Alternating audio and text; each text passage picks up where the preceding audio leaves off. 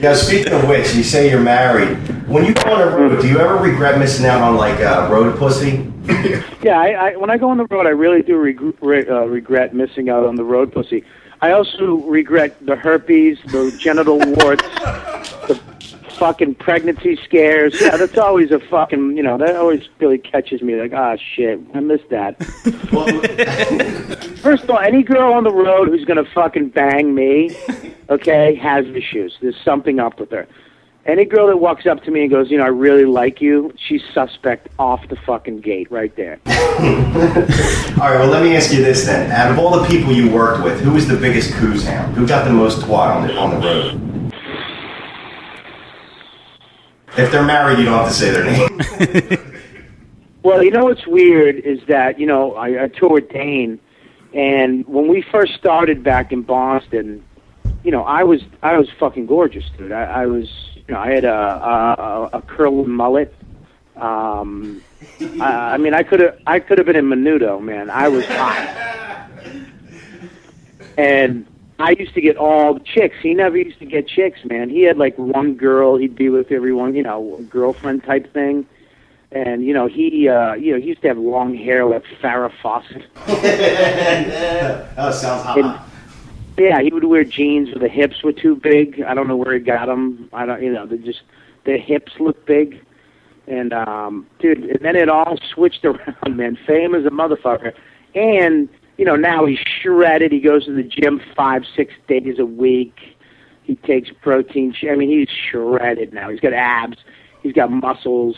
I mean, he really got his shit together. So, I mean, women, I've never seen women. We'd leave the arenas we did, and there'd be like 50 to 100 people waiting for him after, like 2 hours after the show. I'm assuming you can't be talking about Ant. No, Dane Cook. Oh, okay. Did you say Ant? Yeah. Ant from stand up with that dumb show? Yeah. Yeah, we come out and there's around 50 twinks. I figured. Yeah. That'd actually be easier for me to pick up. I have an easier time with twinks than I do hot young chicks. Yeah, so I would say Dane a lot. I mean, girls go crazy over that fight. It's so funny too. You do those shows and the hot chicks will be in the front row. And while I'm up there, I'm killing. It's 19,000 people, and it's great. But those really hot chicks that were there to just see Dane would be on their Blackberries. Yeah. So, Robert, when you're on stage, as far as the hecklers go, do they really get you fired up? Like, do you enjoy the confrontation, or do you just wish they would shut the fuck up and let you do your job? Oh yeah, dude. Look, when you do O&A crowds, or you do my type of crowd, you're always going to get a guy, people yelling out and saying, some stuff from the show. Or I don't mind that shit because they're showing fucking, that, hey, they know you and they're one of your fans, I don't mind that shit. Sometimes it's a little weird because, I have O&A fans, but I have Tourgasm fans and I have my other fans, the people who have known me over the years, and, there'll be an O&A fan in there, and they'll yell something out like, I love you, Bobby, and I'll say, thanks, buddy, and they'll go, not you. And I think it's funny, but the people that don't listen to O&A are like, what a dick. So, and I have to explain that, yes, he is a piece of shit,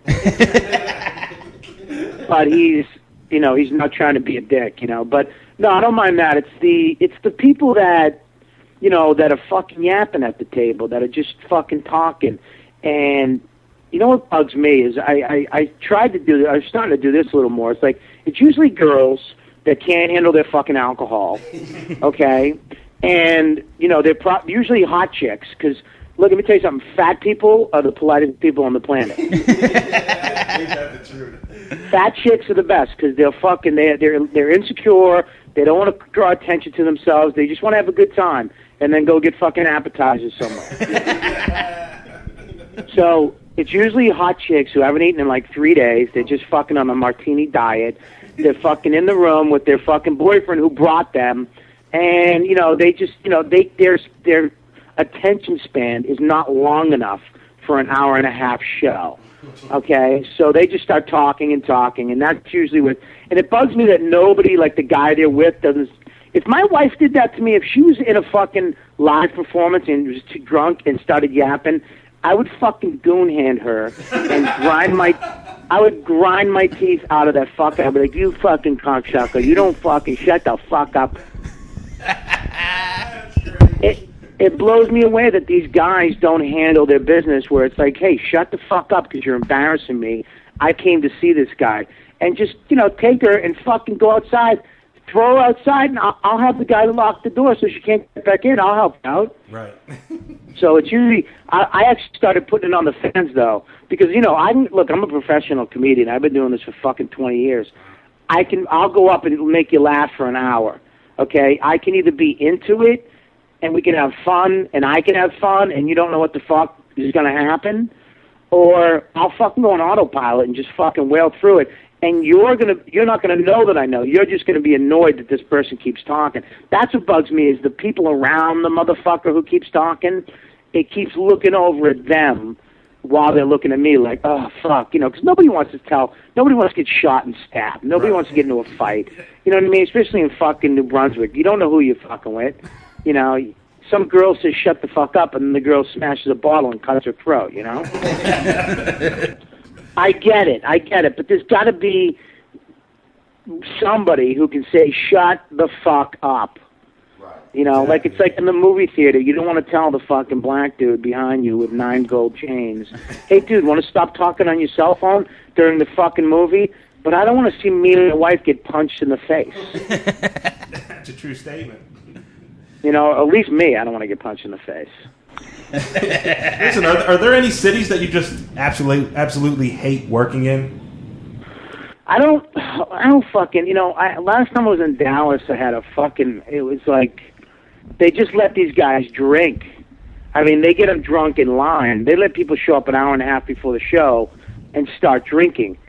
And they kind of made comedy clubs, instead of a comedy club, it's more of a fucking bar, like dueling pianos. And it's just no good, dude, because by the time I get up after a half hour or 40 minutes of, the MC and the middle guy, I mean, these people, some of them look like they're on fucking heroin. They're just nodding off so drunk. Yeah, and it's weird because they try to get, they well, just tell us and we'll kick them out. It's like, you fucking dummy. Do you understand that's why you have an MC and a middler? They're in front of me so that if there's a problem, if there's a mic problem, if the audience fucking members are rowdy or fucked, you can get them out for them while they're up. So while I'm up, the crowd's fucking good. You know what I mean? I'm not a fucking security guard at your club, you fucking knuckleheads. Yeah, I have a podcast on my website where they were throwing this couple out, and they were just so drunk. As soon as I got on stage, they were doing it for everybody. They were just making out and yelling shit out at me. I mean, literally every night I had somebody thrown out at that Dallas, the Addison Improv. Every night I had somebody tossed out. By the last night I was getting death threats, like death threat emails. Oh, man. Oh, yeah, from one guy. This other girl, it was crazy. This couple got thrown out, and the audio of this dumb bitch and her fucking goofy redneck douchebag husband was hilarious. He was just this bouncer. They finally got a bouncer in this black guy, but he didn't know he had fucking either calm or fucking rage. That's the only 2 fucking buttons he had.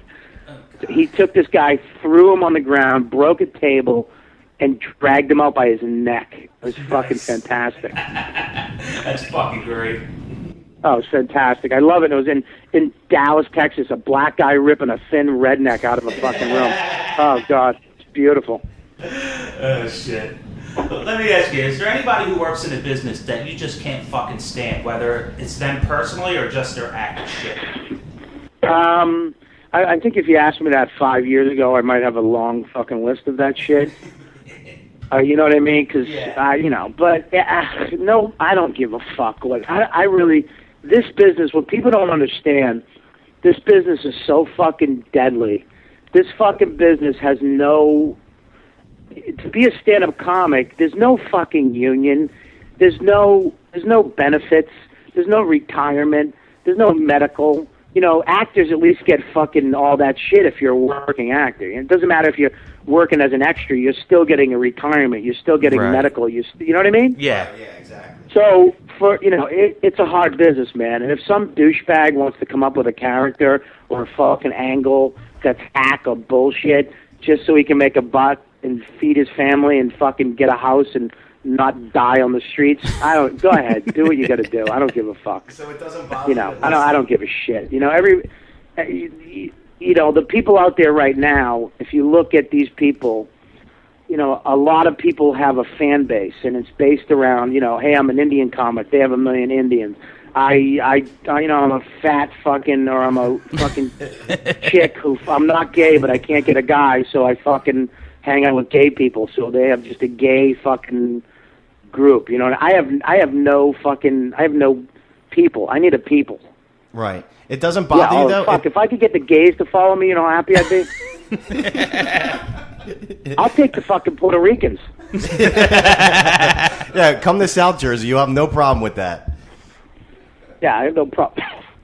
I have no problem with that. I wouldn't, if they were fucking heckling, I probably wouldn't say anything. No, probably not.